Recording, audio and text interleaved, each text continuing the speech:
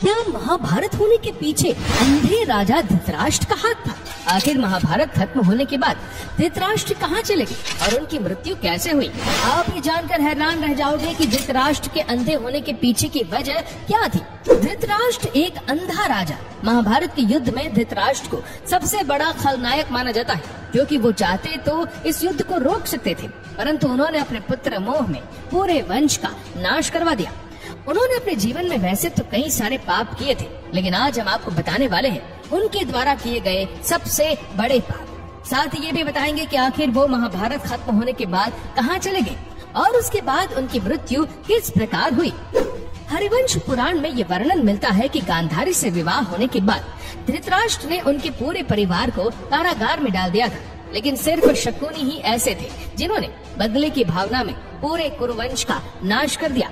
जब दुर्योधन का जन्म हुआ था तब कई सारे ज्ञानी विद्वान महात्माओं द्वारा, साथ ही विदुर और पितामह भीष्म द्वारा भी ये कहा गया था कि ये पुत्र जल्द ही हमारे कुरुवंश का नाश कर देगा। संपूर्ण धरती और हस्तिनापुर का विनाश करने के लिए ये पुत्र जन्मा है, इसका बलिदान दे दो और फिर बाकी के अन्य 99 पुत्र सही रहेंगे। लेकिन धृतराष्ट्र ने अपने पुत्र मोह में सारे वंश और देश का सर्वनाश करवा दिया। वो चाहे तो अपने पुत्र के हठ और अपराध पर लगाम लगा सकते थे, लेकिन उन्होंने ऐसा नहीं किया।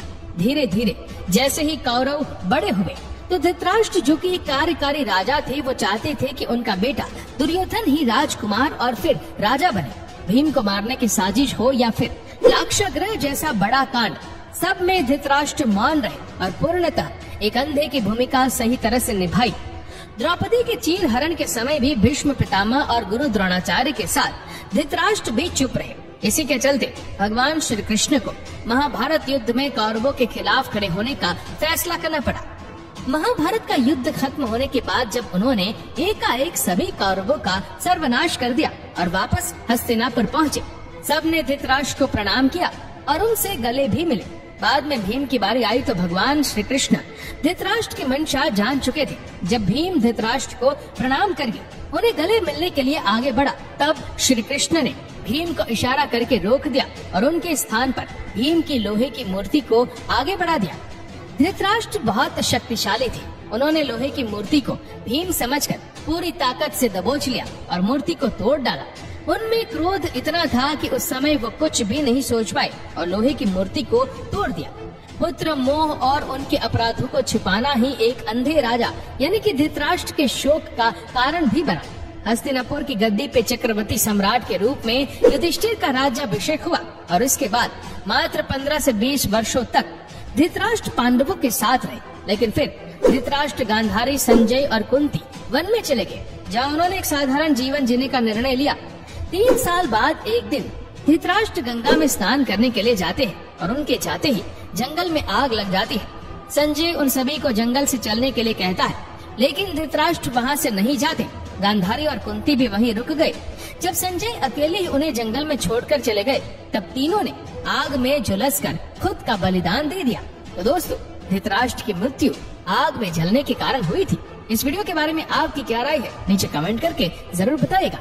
या आपको पता है महाभारत युद्ध के बाद बची हुई विधवाओं का क्या हुआ था? और क्या आपने कभी सोचा है कि महाभारत युद्ध में मारे गए सभी योद्धाओं की पत्नियों का क्या हुआ था?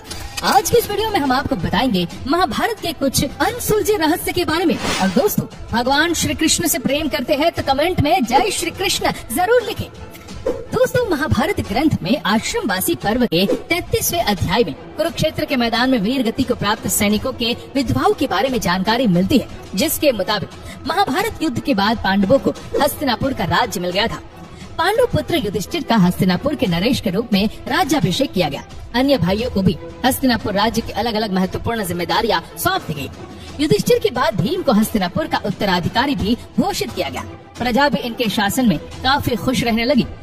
पांचों पांडव अपनी जिम्मेदारियों को निभाने के साथ साथ ज्येष्ठ पिता धृतराष्ट्र, अपनी बड़ी माँ गांधारी और अपनी माता कुंती की सच्चे मन से सेवा किया करते थे। पांडवों की सेवा से धृतराष्ट्र और गांधारी समय के साथ अपने पुत्रों के शोक से बाहर आ गए और इसी तरह 15 साल का समय बीत गया।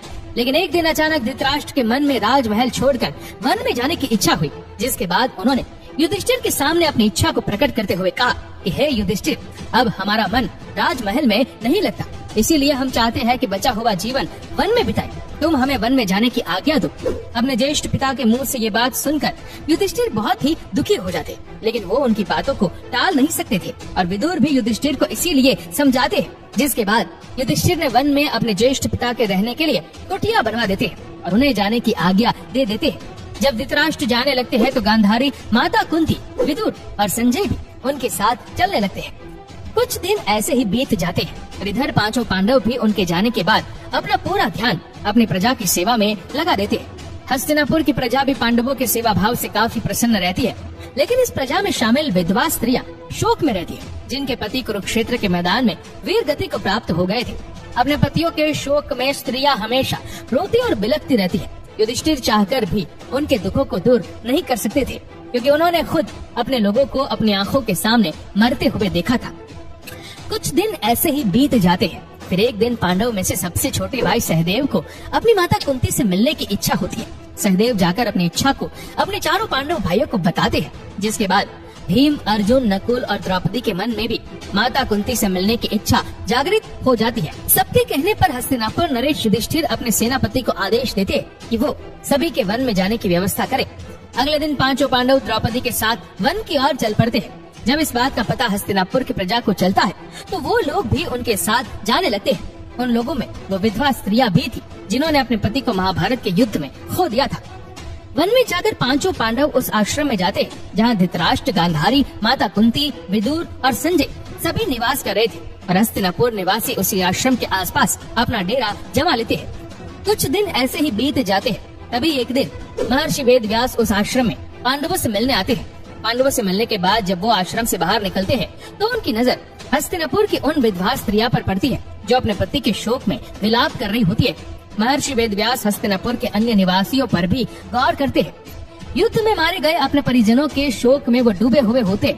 ये देख महर्षि वेदव्यास को बहुत दुख होता है और वो सभी को समझाते हैं कि आप लोग युद्ध में वीर गति को प्राप्त हुए अपने परिजनों का शोक मत मनाइए। वो सभी जिस लोक में है वहाँ वो सुखी पूर्वक रह रहे और वो वहाँ काफी प्रसन्न भी है। लेकिन महर्षि वेदव्यास द्वारा समझाने के बाद भी विधवा स्त्रियों और प्रजा पर कोई असर नहीं हुआ और वो अभी भी शोक में रहते। तब महर्षि वेदव्यास उन सभी से कहते हैं कि अगर आप लोगों को मेरी बातों पर यकीन नहीं है तो आज मैं आपको इसका भी यकीन दिला दूंगा। आज रात को मैं आप सभी को आपके परिजनों से मिलवाऊंगा।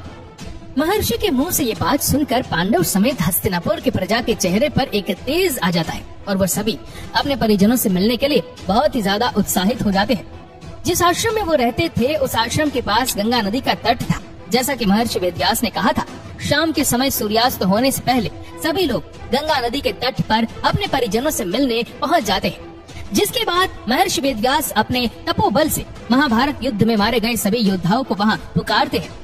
महर्षि वेदव्यास के तपोबल से सभी योद्धा एक एक करके गंगा नदी से बाहर निकलते हैं और अपने मृत परिजनों को एक बार फिर से अपने सामने देखकर पांडव सहित हस्तिनापुर के सभी निवासी बहुत प्रसन्न हो जाते हैं। सभी अपने परिजनों से मिलते हैं, उनसे बातें करते और उनके साथ थोड़ा समय बिताते हैं। जिसके बाद उन्हें इस बात पर यकीन हो जाता है कि उनके परिजन इस लोक से मुक्ति पाकर अपने अपने लोकों में खुश हैं। ये बात जानने के बाद सभी के मन में अपने परिजनों को लेकर शोक था वो समाप्त हो जाता है। कुछ समय बीतने के बाद युद्ध में मारे गए सभी योद्धा एक एक करके गंगा जल में डुबकी लगाकर अपने अपने लोक चले जाते हैं। उनके वापस जाने पर जो विधवा स्त्रियां रहती है वो वापस से दुखी हो जाती है। ये देख महर्षि वेदव्यास विधवा स्त्रियों से कहते हैं कि जो स्त्रियां अभी भी दुखी है और अपने पति के साथ उस लोक में जाना चाहती है वो गंगा के पवित्र जल में डुबकी लगाकर अपना जीवन त्यागने के बाद जा सकती है। महर्षि के मुंह से ये बात सुनकर सारी विधवा स्त्रियां तुरंत ही गंगा के जल में डुबकी लगा देती है और अपने जीवन का त्याग करके अपने अपने पति के लोक में चली जाती है।